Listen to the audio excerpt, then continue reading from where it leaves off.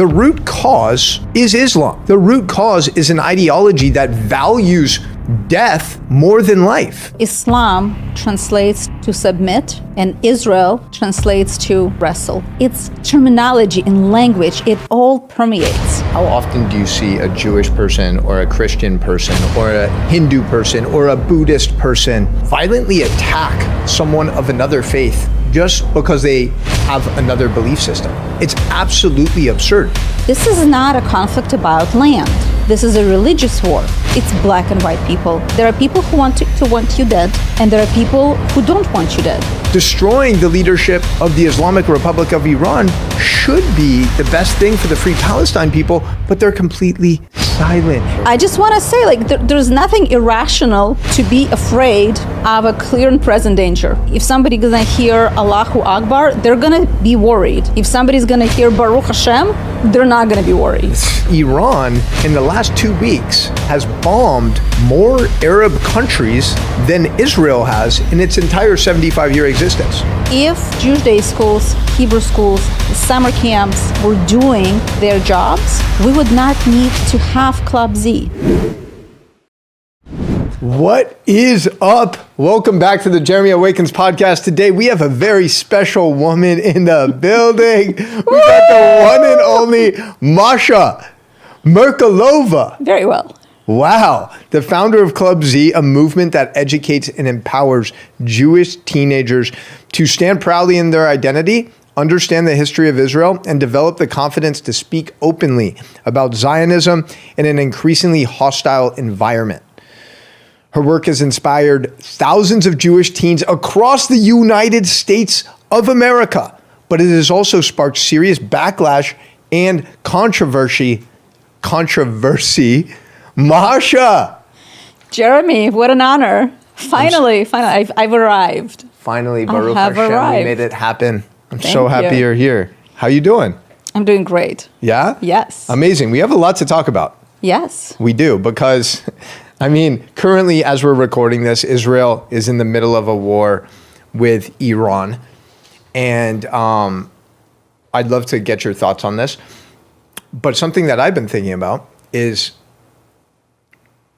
Israel has been, actually, one other thing I'm thinking about regarding Iran is Iran, in the last 2 weeks, has bombed more Arab countries than Israel has in its entire 75-year existence. And people want to say that Israel is this horrible genocidal state. Meanwhile, Iran, the biggest funding of state terror, Hamas, Hezbollah, the Houthis, Iran is literally bombing its Arab neighbors, just killing anyone in sight. And the world seems to stay silent. It's crazy that October 7th, during everything happening in Gaza, you have all these campus protests. Right. And then Iran is losing innocent people for simply protesting, tens of thousands. We don't even know the number, right? And the campuses are completely quiet. Right. So the State Department, I think, already admitted to at least 32,000 people that were killed over a weekend in January in Iran. Israelis estimate that number to be much, much higher. And where are our justice warriors? What's happening? Yeah. They're nowhere to be found. Where's Greta Thunberg? But Greta? She's rowing. She's on the boat. But the thing with Iran bombing all of its neighbors is also predictable, right? They're trying to destabilize the region, and they're trying to make it as expensive as possible for the United States, so that Americans will say, okay, enough. Donald Trump, stop bombing them. Who is not saying it? Israelis. Israelis are literally making videos for Iranian people and saying, we will still go to the shelters, just get rid of your regime. We will continue to not sleep. Our kids cannot go to school. We cannot go to work. They have moved entire hospitals underground. Just think about it. They've been building hospitals for the past 10 years with understanding that the garage level -4 will have to serve as a hospital ward. So they've put in oxygen lines, water, electricity. Entire hospitals are now operating underground. before I became this professional Jew, I spent 17 years, almost 20 years, working in the hospital. Oh, wow. I can tell you, it's not easy to move patients just back and forth. So to have that forethought, yes, Israel was prepared, and now Americans need to understand that this is not a TikTok war. This is a real war. It will take longer than 1 week, and it will take maybe 2 weeks, 3 weeks, a month. I'm very happy with disciplined messaging that's coming out of the War Department, the State Department, and the White House, because they are saying the same thing. It'll take as long as it'll take to achieve the goals. Right. And we should learn how to be disciplined on our message. Yeah. And unapologetic. Yeah, well said. Well, it's interesting too, right? Because we've seen the woke Marxist left turn against Israel and support the Free Palestine movement. To be honest, not completely unexpected. We know what they represent, right? But what's been really shocking and alarming the last year or so has been to see a lot of people on the right turn against Israel. And a lot of these people come from like this America first mentality. But what's so ironic about that is if you actually understood the situation, you would realize that Israel attacking in Iran back in June was actually a tremendous sacrifice for America and the rest of the Western world. Like, they're putting their lives on the line to destabilize the most evil regime that is Iran, and hopefully in that process create more harmony and peace in the Middle East for the first time in 47 years. And instead of actually some gratitude for Israel, everyone's just throwing shade at them. There is a very old but very famous cartoon showing a giant holding up a rock, right, that is about to smash a tiny little quaint European village. Okay. Right? The giant is Israel. The rock is Islamism, jihadism, radicalization of the entire world. And yes, the only thing America first people need to say is thank you. That's the only thing that they should be saying, because Israel has put itself on the line. We're sleeping very nicely in our own beds since the war started. It boggles my mind, but it also is a very predictable outcome of the educational system in the United States that has been so dismissive of teaching history, of teaching basic geography. Even people don't understand how small Israel is. Yeah, and right? For the record, Israel is essentially the size of New Jersey. You could fit 50 Israels into the state of California. Right. And Israel has what? 15 million people? 15 million people, including 2 million Arabs and other minorities. So wait, there's actually Arabs in Israel who are living freely. I thought it was an apartheid state. And people won't recognize this until they actually set foot in Israel. Then you'll see the truth, right? You'll see that there's mosques in the center of Tel Aviv. You'll see that there's many Christian Nigerians who have escaped a genocide that's happening in their country. The radical Islamists. Right, perpetrated by a radical Islamist. Exactly. Again, the root cause is Islam. The root cause is an ideology that values death more than life. That is the root cause. Just like if you told me, hey, Jeremy, I am really struggling with my health. I have fatigue.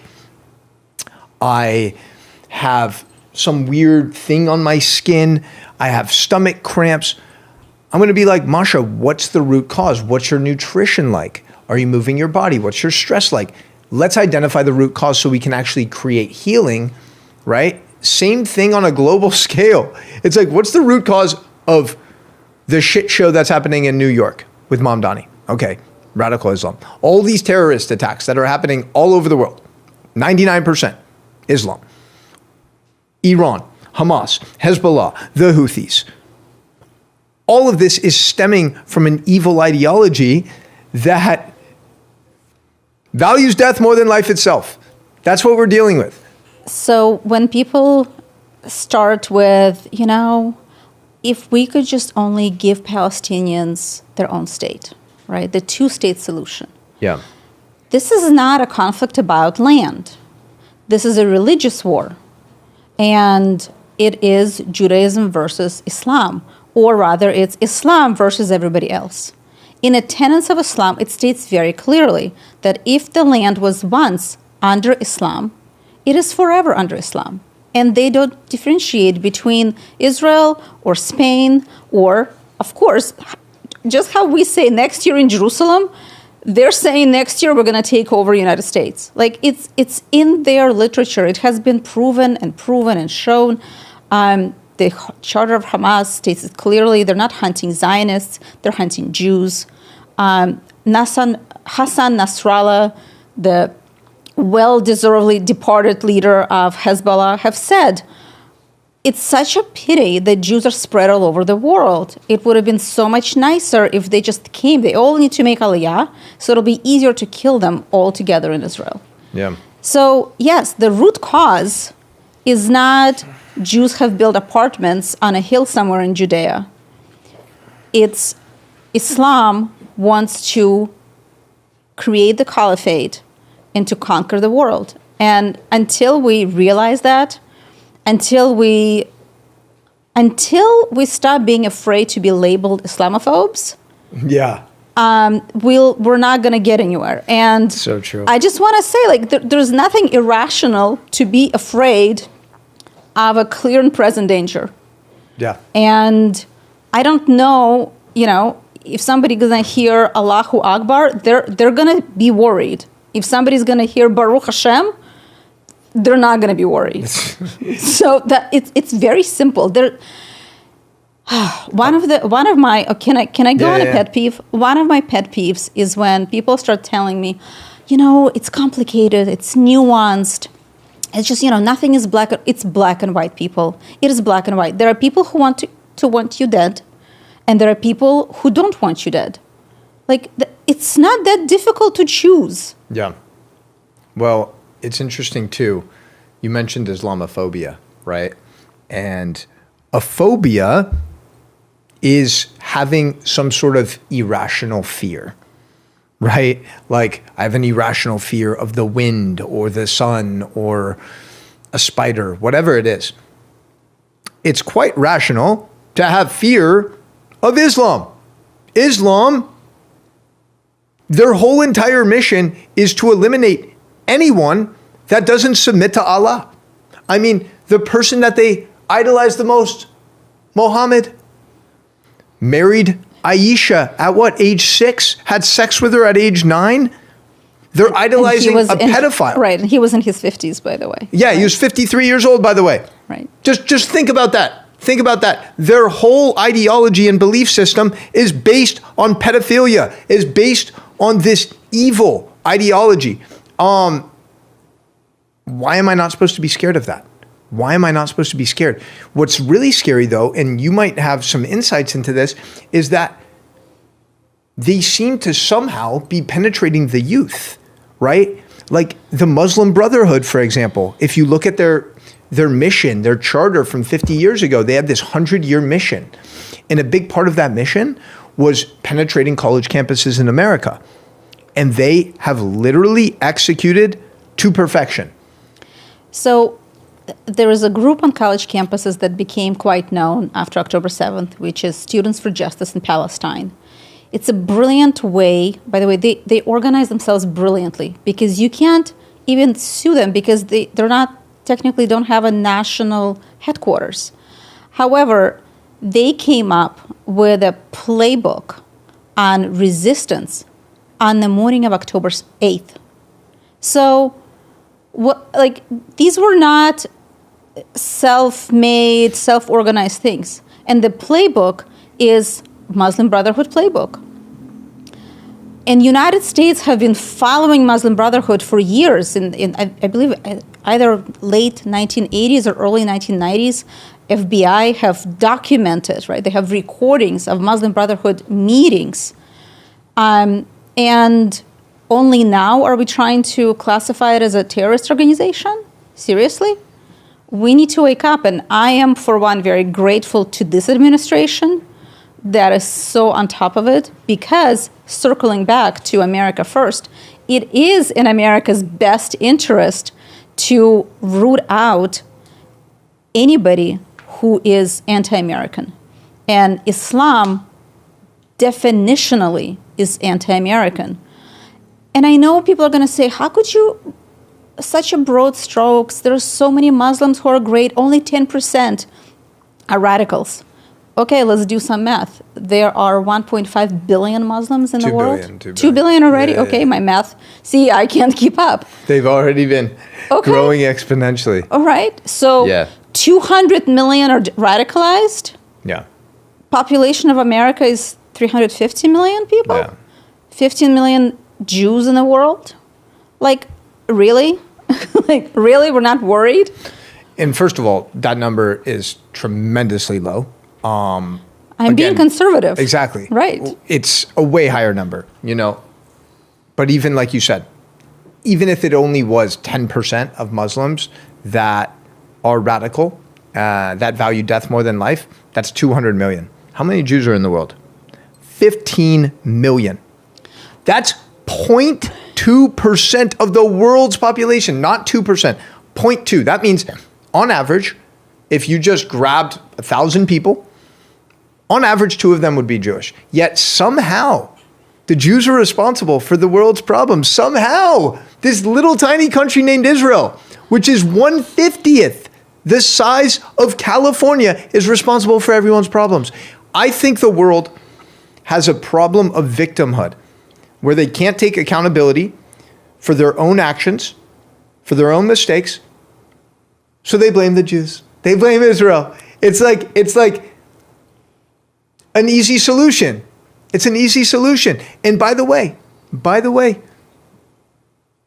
can we just acknowledge the Jewish people? This is what makes us so unique and resilient, is time after time, for thousands of years, persecution, genocide, etc.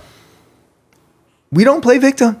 We fall down, we get back up, we build businesses, we build families, we connect to God, we celebrate Shabbat, we celebrate life. Baruch Hashem. That's the Jewish spirit right there. I have so many things I want to say to that, but I'll start with this. What people need to understand is that Shoah, the Holocaust, is not a Jewish story. This is a story of the Third Reich. This is the story of the Nazi. This is the story of the rest of the world. This is not our story. Because fighting anti-Semitism, combating anti-Semitism is not on us. It's not our illness. It's the virus of the anti-Semites. And so it's the upstanders that need to step up. The Jewish story is, dear world, we gave you a day off. Without us, you wouldn't have a weekend. You're welcome. Because before there were Jewish law, Romans worked everybody 7 days a week. Really? I didn't know that. Yes. We gave the world a day of rest. I think that is our biggest contribution. Forget everything else. We taught the world that you have to stop and you have to recharge. I don't remember what else I was going to say. On that point, though, Shabbat is really the oldest mental health practice in the world. Like this idea of God taking 6 days to create everything and then taking 1 day to disconnect, to relax, to rest. And when we actually apply that to our life, I don't do it every Shabbat. I'm doing my best to implement it more. It feels absolutely incredible to disconnect for those 24, 25 hours. You're completely off your devices. You're with the people you love most. You're in nature, and you just get to reset. That's what we need more now than ever in 2026. Exactly. You need to get grounded. And our world became so big, and it brings so much stress Because you see this, for example, yesterday, the news came out that 2 guys in San Jose were waiting to be seated in Santana Row restaurant. Santana Row, very fancy shopping center, expensive. They were speaking Hebrew, and out of nowhere, 3 guys attacked them, punched them, beat them to the ground, right? And here we are in Florida, and we're worried about it. I don't know these guys, but these are my people. Yeah. Right? So the world became so big. So Shabbat does give us that chance to, let's just ground ourselves. Let's reset. Let's focus on who we are with at the time. It's a beautiful thing. And Charlie Kirk wrote a whole book about it. Yeah. He wrote a book about Shabbat. By the way, going back to the whole Islam conversation, how often do you see a Jewish person or a Christian person or a Hindu person or a Buddhist person violently attack someone of another faith just because they have another belief system? It's absolutely absurd. It's literally happening 99% of the time from Islam. I'm not even going to say radical Islam, by the way. I believe the ideology of Islam is evil and values death over life. And if you do not submit to Allah, you're gone. They don't respect women. They're not grounded in any real values that bring any positive things to the world. It's unbelievable. So Islam translates to submit. Yeah. And Israel translates to wrestle. Right? It's terminology and language. It all permeates. And so, again, there was years ago I got confronted by a journalist who said, well, as a result of your campaign against this professor, he's now getting death threats. And what I wanted to say to him is, when was the last time you were afraid to enter a Jewish neighborhood? Jews don't do death threats. That is not what we do. It's so true. Right? But there are whole areas of Europe that even police is now afraid to go into. Look at what happened just in New York City, too. Right. And how it got completely perverted by CNN and the rest of the networks. Yeah. Right? They said, 2 teenagers, they just decided to go to New York because it was such a beautiful day. And then it turns out they just were attending some anti-Islamic protest and they threw some stuff. What? What's happening? Yeah. It took forever to figure out what was actually happening. So it permeates this political correctness, this discomfort with naming things accurately and correctly. Yeah. We have a generation of young people who are unable and unwilling to do that.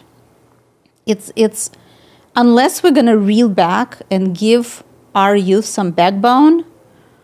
The quote, strong men produce good lives, good times. Good times produce weak men. Yeah. We're in the part where we've produced a whole bunch of weak men who are going to make our lives very difficult until the hard times produce the good, strong men. Yeah. No, it's well said. And it's also, listen, with all of the turbulence and challenge and chaos that's happening, I do believe there's a light at the end of the tunnel. I do believe that a lot of these truths are being exposed.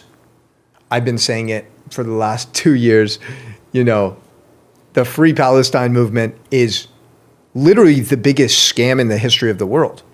These social justice warriors who are claiming to care about the Palestinians should actually be celebrating that Khomeini got taken out, that the head of the snake got taken down, right? Because we know Iran is funding Hamas, Hezbollah, and the Houthis. So if Hamas is debilitated, then maybe the Palestinian people can actually elect a leadership group that isn't dedicated to death and destruction. So destroying the leadership of the Islamic Republic of Iran should be the best thing for the Free Palestine people, but they're completely silent. And that is just proof that they have no moral values.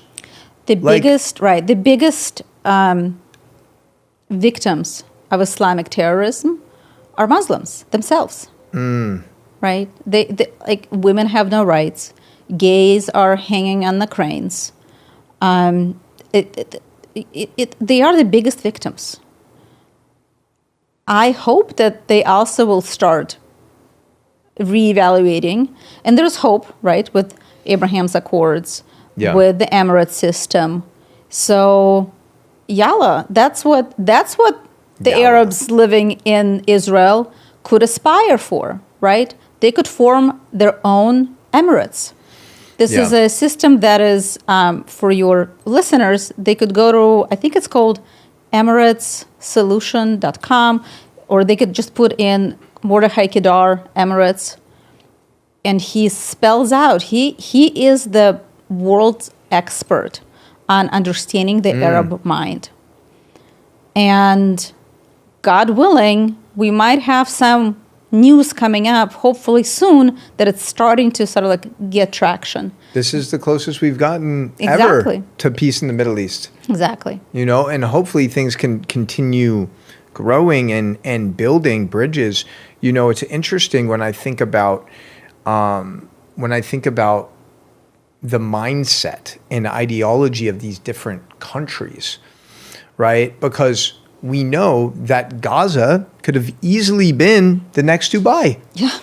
We know that they got enough money for it. Hamas has received billions of dollars in foreign aid, and they've dedicated all of that money to death, destruction, terror, and tunnels. Yeah. And then you have other countries in the Middle East. You have Dubai. You have Egypt to an extent.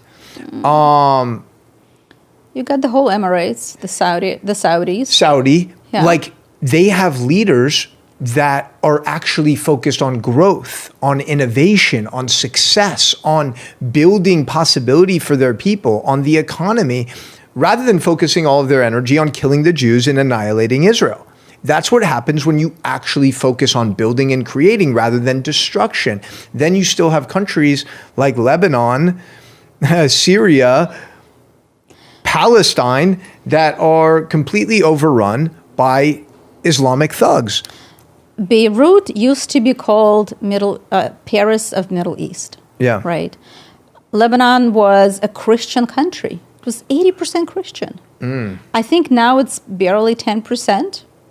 Right. So this is what happens when radical ideology takes a hold of a country and then destroys it. It's a self-eating virus that it has to be stopped. And apparently it's on the Jews to stop it. And thank God we now have United States who are co-leading in this. Well, I want to focus, I love how things are just naturally evolving, because I want to focus on two things before we get into Club Z's work.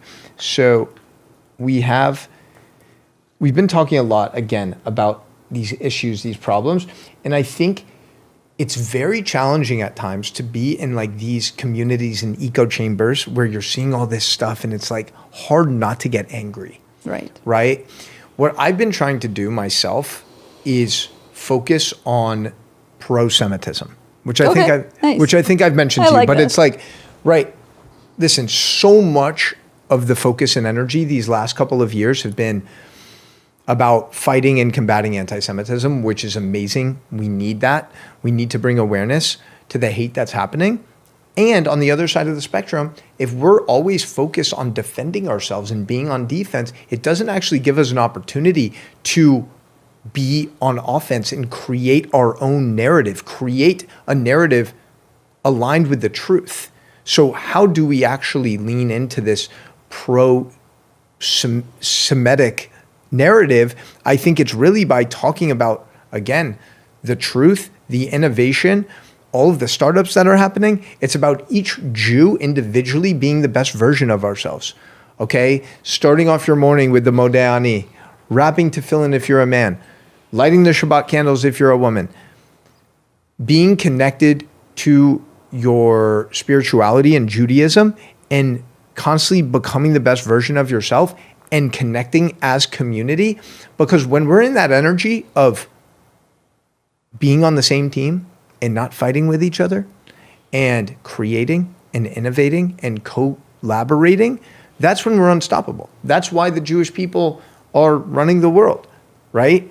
Is because we focus on the pro-Semitism and being action-oriented rather than ever slipping into the defensive victimhood mentality. So it's like, yes, let's talk about it. It needs to be brought up.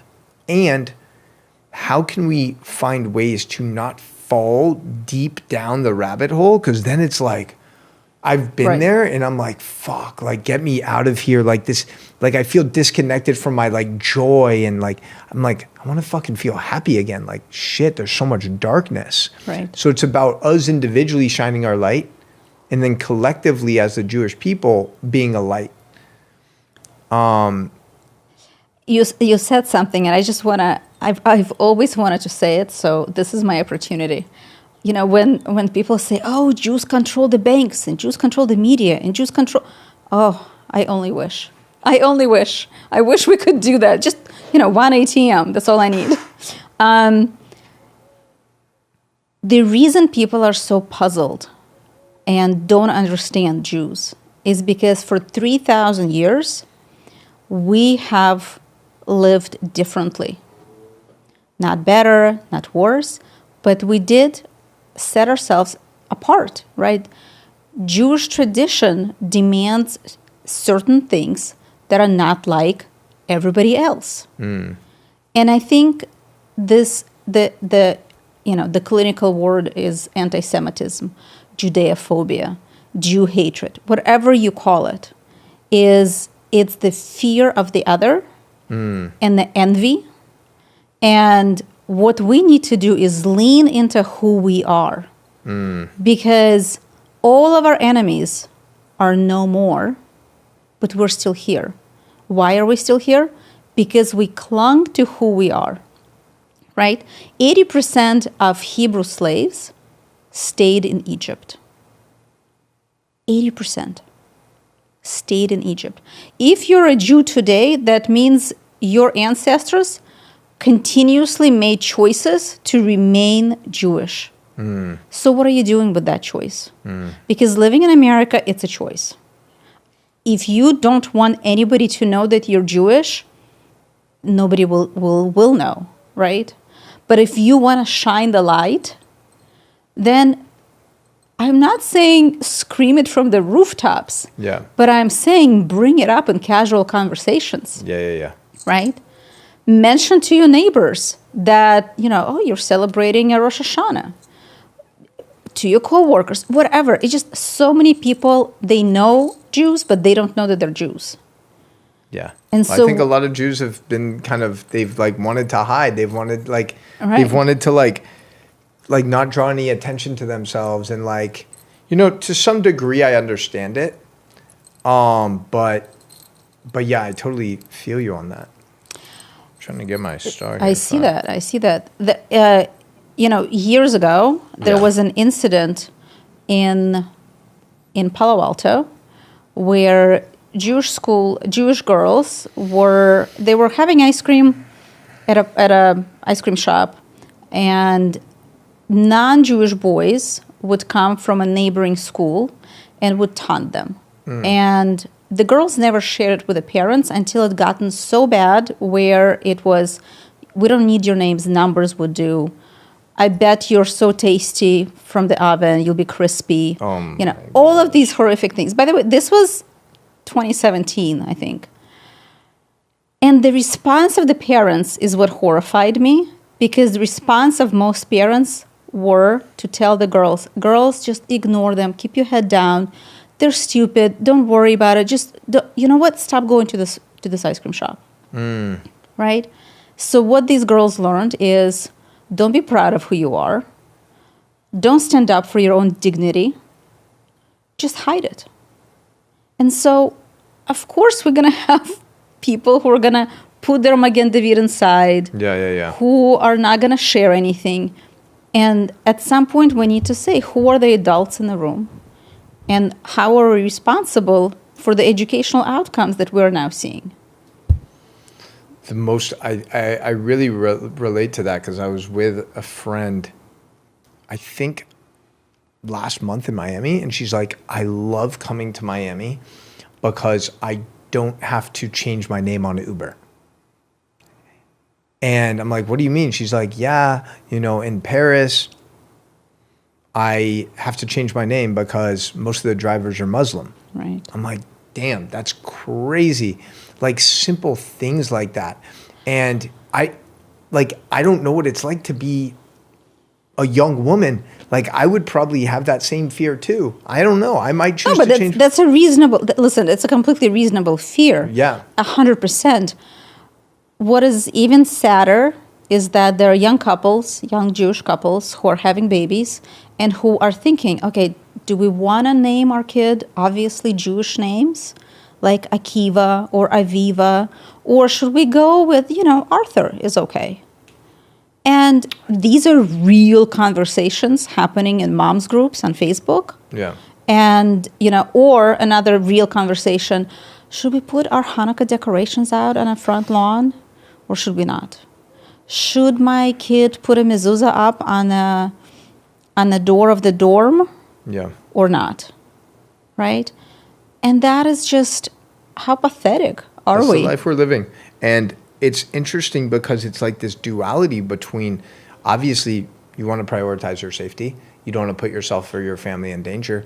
And by continuing to be scared and acting from a place of fear, that's playing into the enemy's hands, right? So and then we end up in what you were saying, in this dark place. Yeah. And it's, for me, like one of my biggest fears is like not being able to just express who I am. Like, love me or hate me, at least you're going to fucking know what I stand for. You know what I'm saying? So we both grew up in the Bay Area. Yeah. Right? I didn't grow up in the Bay Area. I matured in the Bay Area. I came there when I was 18, and I lived there for 30 years. And so in the Bay, if you put an Israeli flag in your car, or you have a hat that says Israel on it, anything identifiable, right? You're making a statement, and you're taking a personal risk, right? Yeah. And the thing is, like, it's in people's faces, and it makes people kind of stop and be jarred by it. Yeah. How great is South Miami is that, I walk around in my Israel hat and nobody cares. It's crazy. Honestly, I mean, it's not even close to me. South Florida is 1,000% the best place to live in America, especially if you're Jewish. Like, the Jewish community here is absolutely incredible. There's like massive Shabbat dinners every Friday. There's literally gatherings. Doesn't matter if it's Sunday, Tuesday, Wednesday. Like, there's backgammon tournaments. There's so much fun stuff happening with the community. And there's just a sense of safety, right? Like, there's a sense of like, I can be proudly Jewish, and I think the greatest act of resistance that any Jewish person can do in 2026 is untuck their Jewish star, wear it proudly, like be absolutely unapologetic about being Jewish, and celebrate Shabbat, wrap your tefillin, be a proud Jew, because guess what? That is exactly how you combat all of the hate and anti-Semitism, is to not let the darkness remove your light. So the question then begs itself. Why are South Florida Jews so strong? Mm-hmm. And why are San Francisco Jews, I don't want to say weak, you can say but weak. Are so afraid? So soft, woke, right? Left. And liberal. I think it has to do a lot with the type of Jews that live in both places, yeah. and also the leadership. Because by numbers, there's, I think, 300,000 Jews that live in San Francisco Bay Area. That's a lot of Jews. There's no way there's 300. Can somebody fact check that? There's no way there's 300,000. But like LA has a lot, but like no, San Francisco is one of the largest. how many Jewish people are in San Francisco, greater San Francisco Bay Area? There you I'd go. be shocked if it's 300,000. Let's do it. Wow, you're right. Okay. That's crazy. How many are in Florida? In South Florida? How many Jews are in the South Florida area? All right, if you are enjoying today's podcast episode, it would mean the absolute world if you took a few moments to leave a review for the show.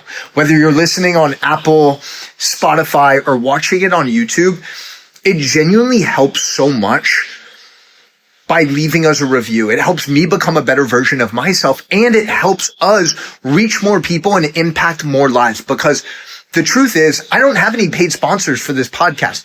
It's a labor of love. So your positive reviews actually help in such a tremendous way in paying it forward for other people to find the show. And if you're not yet subscribed, please hit that subscribe button. It makes a big difference. And thank you. Thank you for being here. It genuinely means the world. Now, let's get back to the show. How many Jews are in the South Florida area?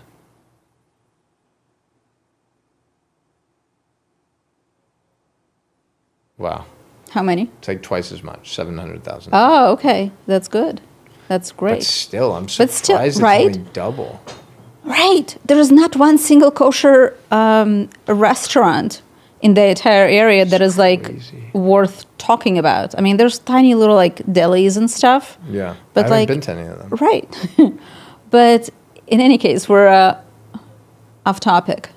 No, I think it's perfectly on topic. I think, again, because this comes back, we're going to get into Club Z stuff now. But it's like when you ask me that question, what's the biggest difference between South Florida Jews and Bay Area California Jews? It's like most of the Bay Area Jews are completely secular. Yeah. Like none of them really wrap tefillin. None of them really truly celebrate Shabbat.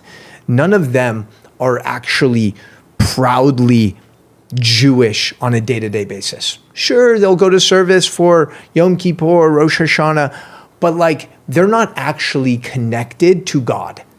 Okay. I think it's a much older Jewish community to begin with, not in their age, but it got established. Yeah. All right.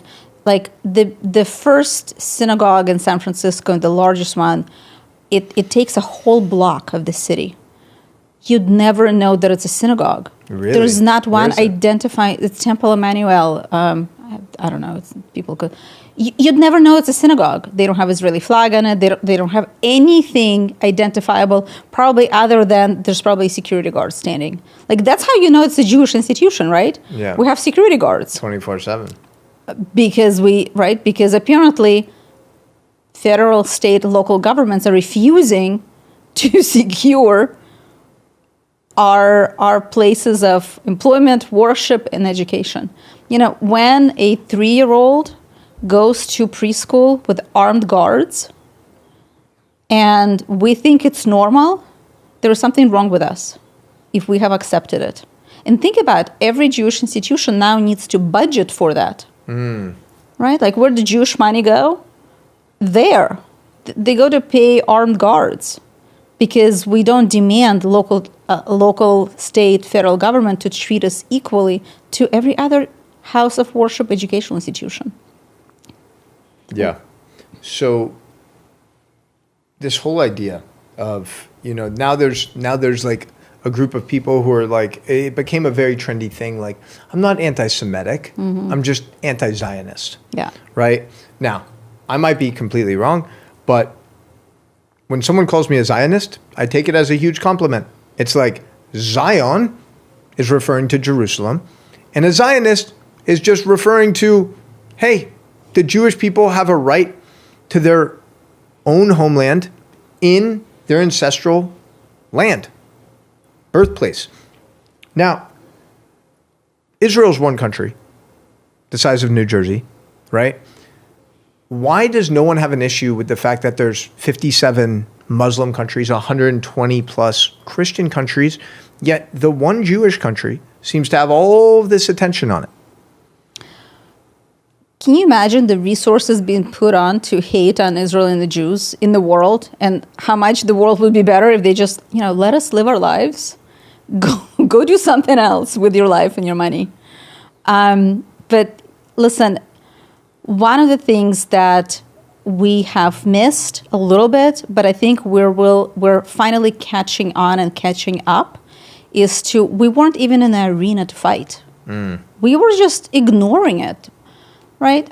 I remember I was in Israel in 2010, 2011, and I was going and I was part of a Ministry of Foreign Affairs or like leadership seminar, and I was going and I was telling everybody who would listen, BDS campaign, boycott, divestment, and sanctions campaign is a real issue. You guys need to address it. And they're like, oh, please, don't worry about it. Nobody can afford to boycott Israel. It's like, yes, you dumbasses. It's not about Israel. It's about the Jews in the diaspora. Yeah. Right? It's legitimized criticizing Israel and Zionism. And what we're working on now, not specifically me or Club Z, but community is working on it, is educating people that anti-Zionism, one word, no hyphen, anti-Zionism is evil.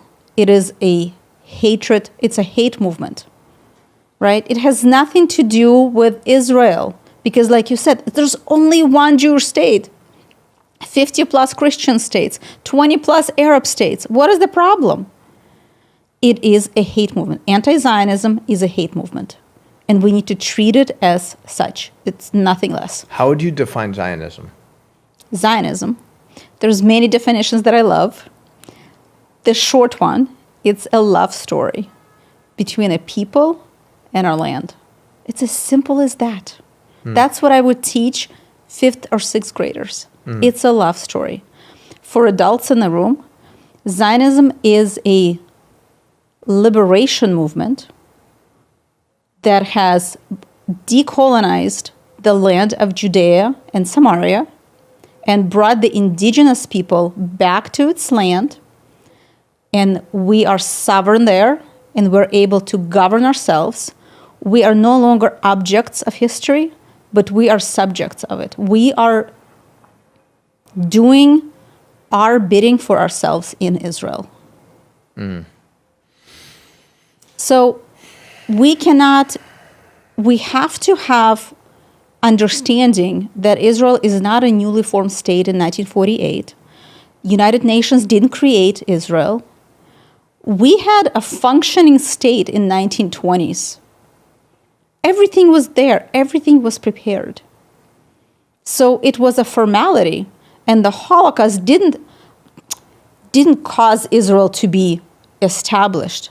Holocaust delayed establishment of Israel by 6 years. See, that's like information that I feel like I was kind of unaware of, and I probably know more than most, like the average Jew. So it's like coming back to your work, your mission with Club Z. You need to come to Club Z. We'll teach you. I know. Apparently I do. But like, obviously, there's an issue with the youth movement, college campuses. Kids are getting brainwashed. We've seen what has happened to the most respectable universities in America, the Harvards, the Yales, the Columbias. They've become literally a breeding ground for woke leftist Islamist ideology. And this is very alarming.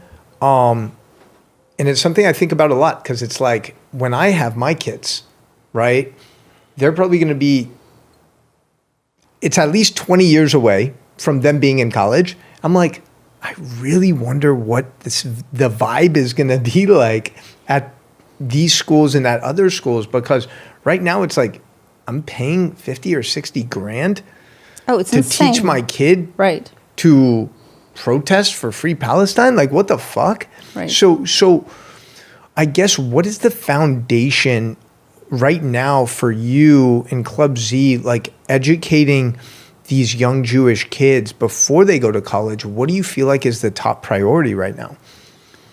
The biggest thing that we do is we work on Jewish identity. I want these kids to wake up knowing that they're Jews, and I want them to go to sleep knowing that they're Jews. If they have strong Jewish identity, that means they're educated. They know things that they need to know. And they have a skill set to articulate that to others. That's it. That we don't need talking points as far as, okay, if you hear this, say that. If you hear this, say... That's how good Jewish kids became the best anti-Israel activists. Because nobody worked on their Jewish identity. They just gave them the talking points, right? So before you give kids tools, you first need to make them understand that they are Jews. They're Jews living in America, there are Jews living in Russia, there are Jews living in Israel. But the primary identity is that of a Jew. And Jews have a job in the world. Our job is to bring light. How do you bring light into the world? Right? That's where you inspire them. So it's fun to go and to bring somebody into Zionism. And it's fun to tell somebody about Israel instead of, oh my gosh, I went to Israel over the summer, but I can't tell my friends because they're gonna not be my friends anymore. Yeah. No, absolutely not. I'll tell you how much fun it is. If you want, I'll bring you with me next time. Yeah. So what is it that you've identified as the most critical aspects to strengthening someone's Jewish identity? Is it keeping Shabbat? Is it prayer? What are these rituals and practices? Because for me on my journey, I was disconnected for most of my life. And it's when I started going to Shabbat dinners, it's when I started to learn about the significance of wrapping tefillin and these other spiritual practices that are so beautiful. It was like, wow, this is amazing. I want to learn more. I want to dive deeper, So what are those things that you feel like for these young kids, like, have helped them strengthen their identity? So Club Z is inherently, we're not a religious organization. Yeah. I love inviting rabbis to come and teach kids about our traditions and laws, but that's not our specialty, and I don't want to do something, half-assed or something that I'm not an expert in. But the biggest difference that makes for these kids is they're part of a people. All of a sudden, being Jewish is not, I'm sitting in my room, I'm all by myself. I have a group of friends who come, and every other Sunday we learn together and we debate. And oh my gosh, and then there is a whole world of other Jews. And so there are 3 pillars in Club Z. Jewish identity is one pillar, and the second is peoplehood. Peoplehood? I've never heard that word before. Well, so for a lot of American Jews, Judaism became a religion. And I think it's only for, that concept was first instigated, I think, by German Jews in the 18th century. And then it was brought into the United States. But, being Jewish is not a religious identity per se. Because, Judaism is much more than faith. It is peoplehood. It is nationhood. It is tradition. We are very unique in that, but there is no other example to give, right? One of the best ways that I could explain it to the students is that we watch the first Avatar movie together. Do you remember it? Yeah. It's okay. a great movie. That is a great movie. It is a deeply Jewish film. And it is a deeply, deeply Zionist film. Because we have the people who are living on their ancestral homeland, and they have a home tree, and they're all connected to each other and the tree. Hello, Har HaBayit, the Temple Mount, and the temple that we lost, right? And Jews are a family. We're a tribe. That's the best way to explain it. And so when you give that background and that richness of tradition and the richness of who we are to these teens, that's when they become unstoppable. That's when they're like, you know what? I'm not defending Israel on my campus. I'm defending my dignity, my self-respect, and my identity. And it becomes fun. So it's not walking into the fire to fight the fire. It's I'm walking somewhere with my head held so high that nothing can touch me. I love that. I think the community aspect that you mentioned is so important. You know, the feeling that I'm not alone. Right. But you also have to follow it up by actions, right? So they have to know that we have their back. So when they're doing something, either in their high schools or on college campuses, we have a whole support network for them. They're never alone. What does that support network look like? It could look from anywhere. They're going to call their local person or they're going to call me and they're going to tell me, this is what's happening, what can I do? And we just brainstorm on, okay, what are you doing? And they know that I'll be right there every step of the way. That's or so their cool. local person is going to be right there. Or we literally show up to a campus just to support them. Or we connect them to whoever is local person there. It really does not take much, but it does take a little bit of effort. What is the thing that caused you to, you said you were working in a hospital for 30 years. Is that where you met my dad, by the way? No, I met your dad through pro-Israel work. Okay. So interesting. You're in the hospital.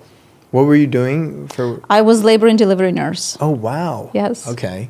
So what kind of triggered this pivot, this shift in your career path? Because it's a complete 180, by the way. It is, yes. It's a complete 180 in all respect except one. I want to say I went from hormonal women to hormonal teenagers. True. Wow. There was not one thing that happened, but there was a series of things that were happening that made me realize I need to stop complaining about things. Mm-hmm. And I need to do something. I literally thought, if God forbid, if I were to die right now, what are people going to say at my funeral? Yeah. And I wanted people to remember me well. Right? Maybe it's vanity. Maybe I realized I want to make a bigger difference. But what was happening that I saw was a few things. But the biggest thing was I saw that the Jewish day schools were not teaching about the conflict at all. Mm. The Israel education was, here's Israel, they eat falafels, and the Tel Aviv beaches are really sick. They're really great. They guys, really are, though. You know what? We're going to go in 8th grade. You guys are going to have a great time. Yalla balagan, right? So nobody was teaching and preparing them about what they're going to face in high school or on college campus. Hebrew day schools, first of all, who goes there at this point, right? Nobody goes. And even kids who go, they don't get any education there at all. It's just, let's pray, let's celebrate a little dreidel, let's eat a little hamantashen, right? There's nothing serious, there's no serious educational engagement that is happening anywhere. Mm-hmm. And what do the other side does? They are taking over our schools. They are taking over our nonprofits. They're taking over the labor unions. They have left no stone have been unturned for them. Wow. And so I had kids in front of me and I said... Your own kids? I had my own kid and his friends. And I'm just like, you know what? I need to stop kvetching and I need to start doing. And when I looked around at the landscape of Jewish organizations and I knocked on everybody's doors and nobody would touch it. They literally said, teens? Education, forget it. This is never going to happen because kids don't want to be educated. They just want to hang out and worry about mental health. And I'm like, yes, but their mental health would be much better if they actually get some education and some backbone so that they know what they're walking into. Yeah. Well, it's amazing that you were able to just make that leap. You know, it's very courageous. And it was very scary, honestly, because nursing is it's a very hard work. It's physical and mental and, and emotional, but it's a guaranteed paycheck, right? It's job security. It's safe. Yes. Especially, you after doing it for so long, it's like you become a pro. Listen, I haven't been doing this in a long time now, since 2018, but there are now babies that I delivered, they're just the parents are still writing to me on Facebook. It's very cool. So you started Club Z in 2018, 2019? No, I started in 2012. Oh, okay. But then, it was the fear of leaving the stability. So you weren't able to go fully all in. Right. So I went fully in and at the beginning of 2018 is when I finally quit nursing completely and jumped in full force. And how many kids have walked through the Club Z doors at this point? Oh, thousands. Yeah. But also I want to say caveat, we have trained probably 500 students. Yeah. But what I mean by thousands is that kids who go through Club Z, and our program is not a one-time, it's not a episodic, it's ongoing, it's multi-year, it's multi-tier. We take ourselves and we take the teens very seriously. They have a lot of fun doing it. Yeah. But the expectations are high.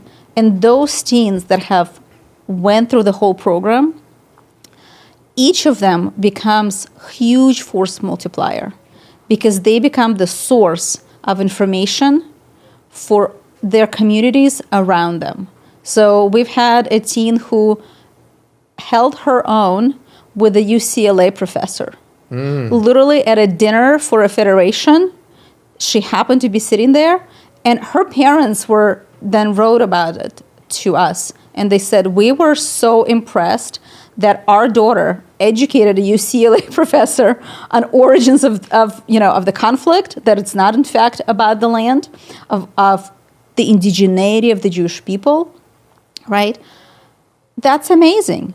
We have students who are now on college campuses, who've been on college campuses, who have turned things around just because they went through the program. So that's why I say thousands, because each of our teens have affected minimally 100 people, but it's probably much more. Yeah, it's that ripple effect that's so powerful. When you equip someone with these tools, and then they actually feel confident, right, speaking up and speaking their truth. I remember there's some stuff going on when I was at University of Oregon. There's always, every year, every couple years, something going on in Israel, the Middle East, and I just remember seeing protests and stuff and knowing that they were wrong, but not having the confidence or courage to really do anything about it. Right. And I think those two things, confidence and courage, are such important skills to instill in our youth. Right. Because then it's okay, now I feel confident because I know the facts, but then it's also you know what? I don't care if these people get mad, if they don't like me. Right. I'm grounded in my truth. Right. And it's also knowing your rights and expecting equal treatment, right? And not accepting the crumbs. And that is the diaspora mindset, right? That is the galut, sort of this baggage that we carry. Yeah. Well, let's just, it's what we were saying before. Oh, let's just, don't ask for too much. If the teacher says something that is factually wrong, you know what? Who is listening to the teacher anyways? Who cares? You know who you are. And it's yes, but the kids were supposed to be listening. And in the class, I have 30 or 50 or 100 kids. When is the good time to correct the professor? And having courage means having confidence, and having confidence means knowing, right? You have to know your shit. Yeah. What has been the biggest, backlash you've received? I guess most recently in the last 2 years, whether it's, people on the Free Palestine side, or maybe even someone who's Jewish or a parent or something along those lines. Because you're a very opinionated woman. You're very unapologetic, right? You mean I'm Jewish? Exactly. You're going to trigger some people. That's inevitable. So have there been any noteworthy? So I'll tell you two stories, if I may. The first one is I decided to make some ruckus on social media, right? And I started whenever people were commenting, I would snipe back at them. Nothing unprofessional, but it was just I was making a ruckus. And after that, and I'm just realizing it, by the way, just recently I realized that. So there was about a year ago, a little bit less, that we went on our social media, we went from 11,000 followers to 2,000 in the matter of 3 days. Wait, you went backwards? Yeah, we went backwards. And I think it's because we were just, the account was getting reported. And we know that it's the bots, but also the moderators are not exactly Israel-friendly or Jew-friendly. Yeah. So that was sort of the backlash that it's very seen and measurable by our enemies. But the biggest, I don't want to say backlash, but the biggest pushback that Club Z gets from the Jewish establishment is that the accusation is, Masha, you're indoctrinating these children. You're indoctrinating, you're not giving them any... Keep going, or? Yeah. Okay. She's always dropping things. Masha, you're indoctrinating these children. And I have a standing invitation. Come over. I will show you my curriculum. I will show you my lesson plans. Show me where the indoctrination is. And whenever people took me on that offer, they're shocked because they're like, oh, you're actually doing education. But how come all of your kids are saying the same things, and it's you're giving them this, you program them into bots? I'm I didn't program them into bots. I gave them the education and the language that they could use. And yes, they are 100% effective. Yeah. Because what we do is not one time. What we do is not feel good. We lean into discomfort that we're talking about. And number 3 is, why is Club Z, the pushback that we get is because the mere existence of an organization like Club Z is an indictment to the entire Jewish educational system. Because if Jewish day schools, Hebrew schools, summer camps were doing their jobs, we would not need to have Club Z. It's very true. I mean, I went to Jewish school up until 5th grade, and I mean, it's up until 10, 11 years old, but unfortunately, I can't tell you really anything that I took away with me after that.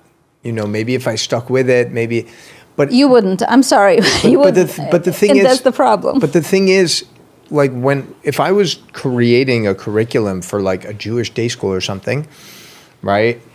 And I'm going to invest tens of thousands of dollars per year in my child's education, then first of all, Hebrew's got to be a foundation. I want them to be able to go to Israel, speak fluent Hebrew. Right. Number 1. Number 2 is I want them to actually learn about the spiritual practices. Okay, we wash our hands first thing in the morning. We say the chamotzi with 2 challahs instead of 1.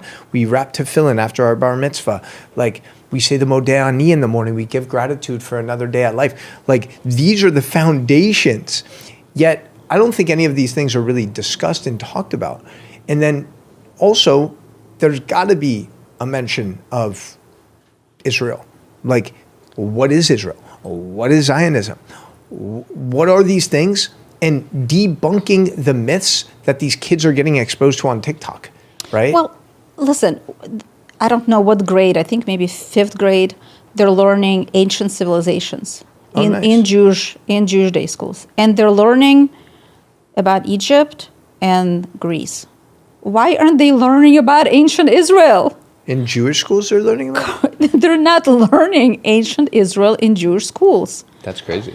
That is crazy, right? And makes no sense. so both the more secular schools are not teaching it, and the Orthodox schools are not teaching it, but they're teaching Gemara, and they're teaching Mishnah, and they're teaching how to pray, but there's no spirituality in it. So it's like both extremes are not doing what is actually relevant for kids living in the United States who are Jews. Yeah.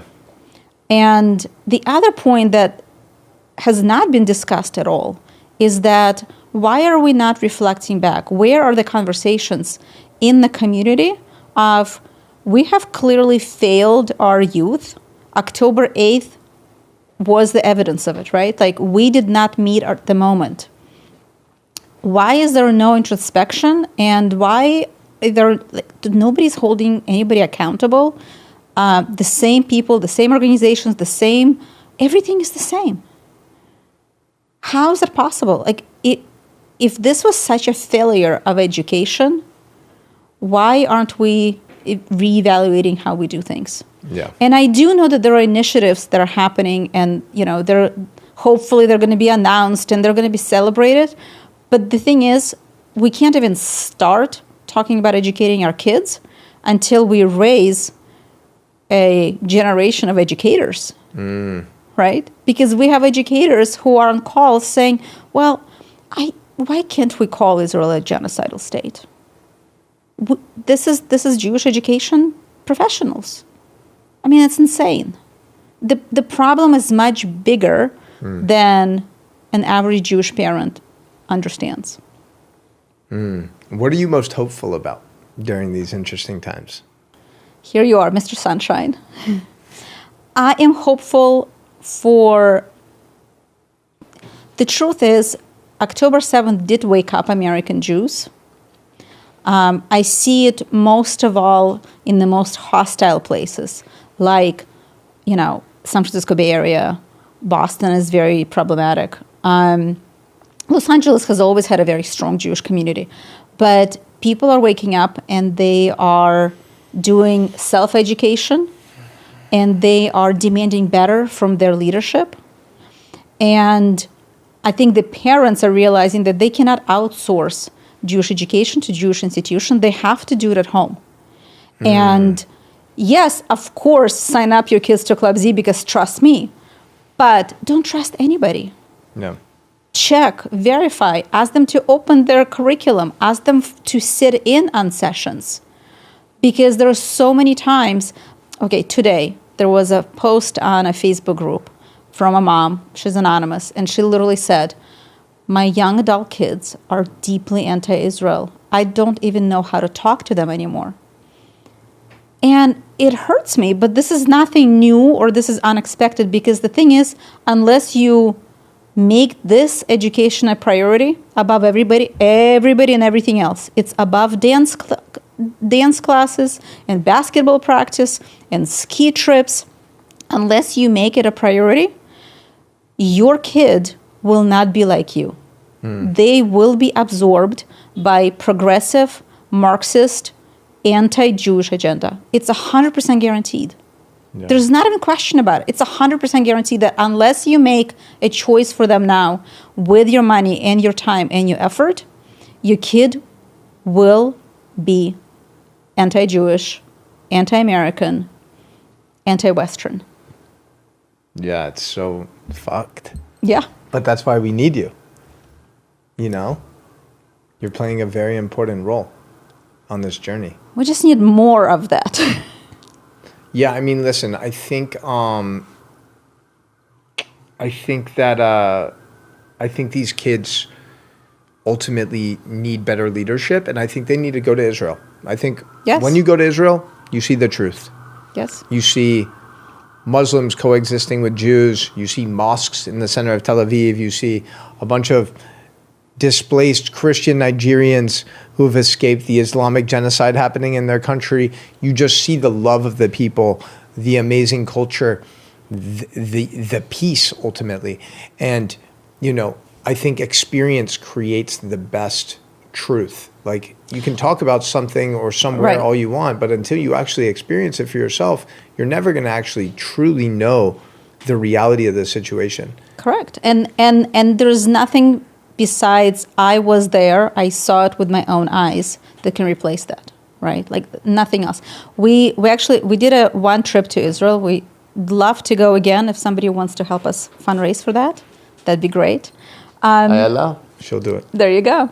But our trip to Israel was unlike any other trip. I know for a fact when I called 3 different tour providers, and one of the tour providers, I had a friend there, and he called me back and he said, they're all calling each other. They can't figure out if you are crazy wackadoodle-do lefty or if you're just hardcore crazy right-winger. Yeah. Right? They couldn't figure out by my list of where I wanted to bring the kids and the experiences that I wanted them to have.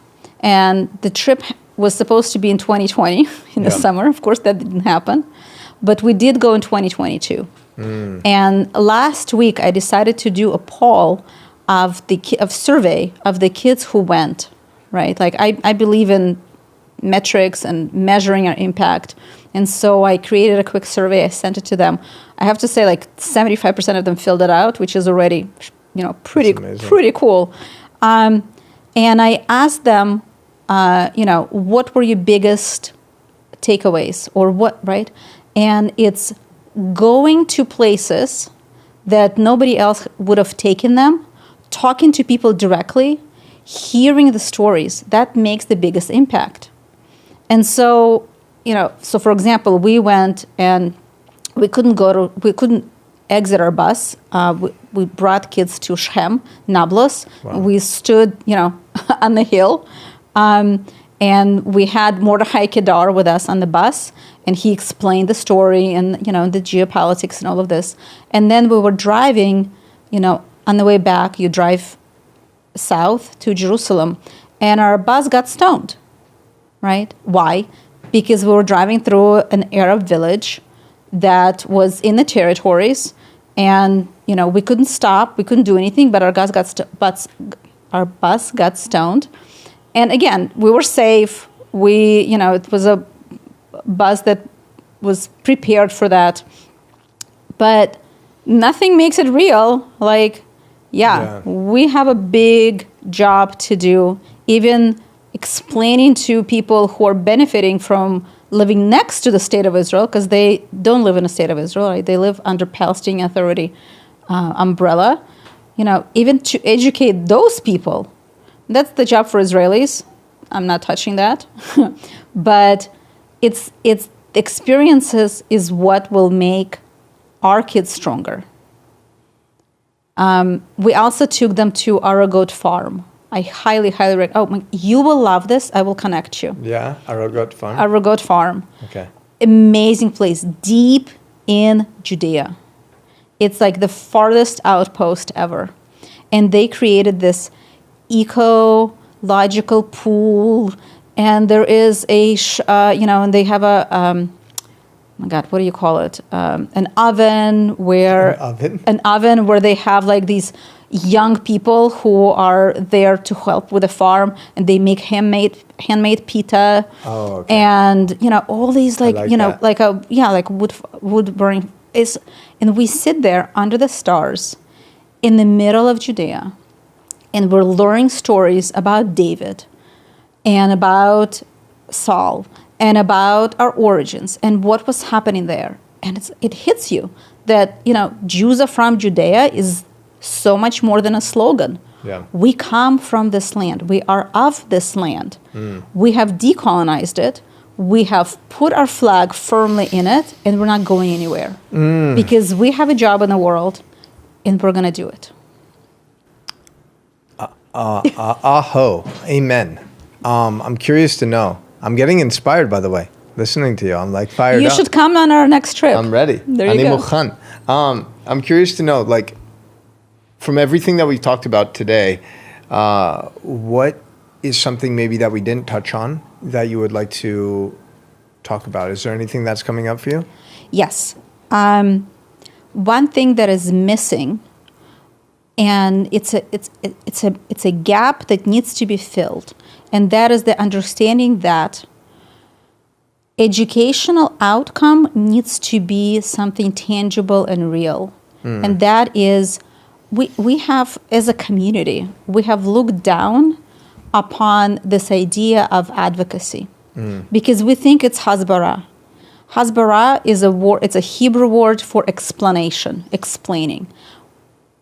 Advocacy is not explaining. Advocacy is standing up for your rights. And so one of the things that people need to understand is that education for education's sake is not enough at this point in history. Maybe it was nice 30 years ago. At this point of history, we need to educate the kids so that they can go to the state senate and give a speech and inspire a politician, so that they can write an article that will be published and discussed explaining to people X, Y, Z, so that they can raise their hand in class and ask a clever, intelligent, articulate question that exposes the professor. These are the skills that are missing at large in our educational landscape. It's not about explaining your position because you want to defend yourself, because you don't want to be a victim. It's about what are you going to do with this education. What is, that's really powerful too. It is, because we're powerful people. Jews are very powerful people, and we need to step into our power. What is something, I guess, that you feel like these next 3 to 6 months with everything happening in the world, what do you feel like is the most important thing, for young Jews and parents as well? What do you think is the most important thing that we can do individually to really elevate ourselves as a people during these times? We need to double down on who we are and not apologize for it and not hide it, right? You have a classmate that is talking smack about Jews, show up in a kippah. You have a teacher that shows up in Free Palestine t-shirt, show up in an IDF sweatshirt. Like that. In their faces. And you don't have to talk about it. She was in the IDF, by the way. There you go. Can you believe it? She was... Yes, girls run the world. Let's not forget that. I guess so. I guess that's true. Is there anything that you want to ask me or anything that you want to dive deeper into before we wind down? How are you doing with the hate that you get? How am I doing with the hate? Listen, I'm at this point, I'm just so used to it. It's been like, even before the whole Israel stuff, and I was like talking about the vaccine and everything in 2020. I found out recently, the meaning of my Hebrew name, Yirmiyahu, and basically it is like to awaken truth. So nice. I'm doing my best to fulfill this mission of speaking my truth, triggering people along the way. Obviously, prior to October 7th, I had never talked about Judaism or Israel online at all. Oh, that was your impetus. Okay. So after I started doing that, and I started getting death threats and like tens of thousands of followers were lost, I was like, oh, wow, this is interesting. And it was a little just weird at first. But at the end of the day, it helped me attract such a like-minded community that I feel so grateful for. And at the end of the day, it's still like 90% love, and hate is always going to be louder. Like the people who are deeply disturbed and hateful are always going to try to make as much noise as possible. We see it, with the Free Palestine movement. We see it with all of these different things, right? And for me, I feel very connected to my truth.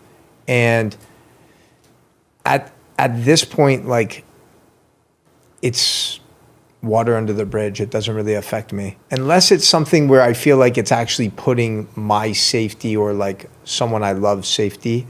Like, that's the only time that it would really affect me significantly.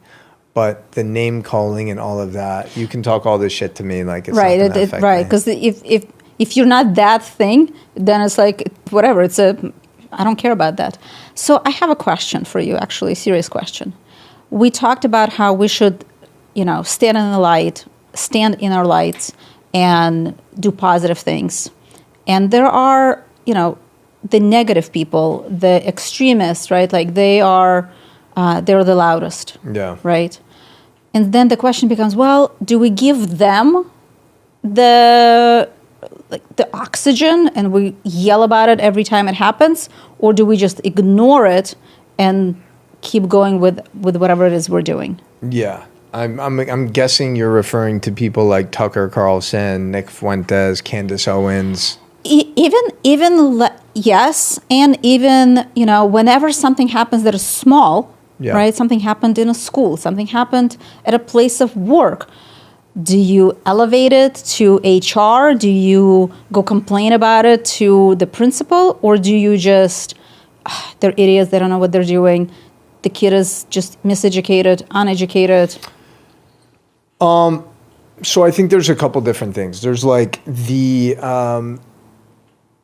have to understand, I was telling her this yesterday, is like, we're living in a very interesting period of existence right now. It's a Chinese curse. What's that? May you live in interesting times. Yeah. It's a Chinese curse. Yeah, I see why. Yeah. But we're living in a time where the more hateful you are, the more controversial you are, the more divisive you are, the more viral you go. Right. And this inherently is a very dangerous thing, because you have people like Tucker Carlson, Nick Fuentes, Candace Owens, these people who will say anything to get more views and more clicks, regardless of how untrue it is, how toxic it is. And what happens is they'll say something ridiculous. The people that have a brain on the right side of history will make a response. And in that process, amplify the message. We're actually amplifying their platform. So I think it's okay to do this occasionally, but if it's just a constant perpetuating of like, oh my God, look at what they said today, look at what he said yesterday, I just think it's counterproductive. The other stuff, like what happened in California yesterday, listen, I think Jewish people need to get stronger physically, right? Naturally, we're very strong mentally, right? But we need to be able to defend ourselves. If someone fucks with us, I'm going to fuck them up twice as hard. It's as simple as that. It's not the ideal situation. I'm not a very violent fighting type of person. But if someone's going to do something physically to harm me or my loved ones, I'm going to unleash everything. You know what I mean? So I think we also need to equip young Jewish kids with more confidence. Like, they should be doing karate, Krav Maga, martial arts. You should learn and be confident in your body. You should be strong. You should be doing things that make you more dangerous, with the intention of not having to use it necessarily, but if push comes to shove, you're ready. 100%. I do have to say, in defense of those two men, I don't know if you saw the full videos. It came so fast, so vicious. I mean, they were on the floor within the first second. It was unbelievable. But the good thing is that they've been identified.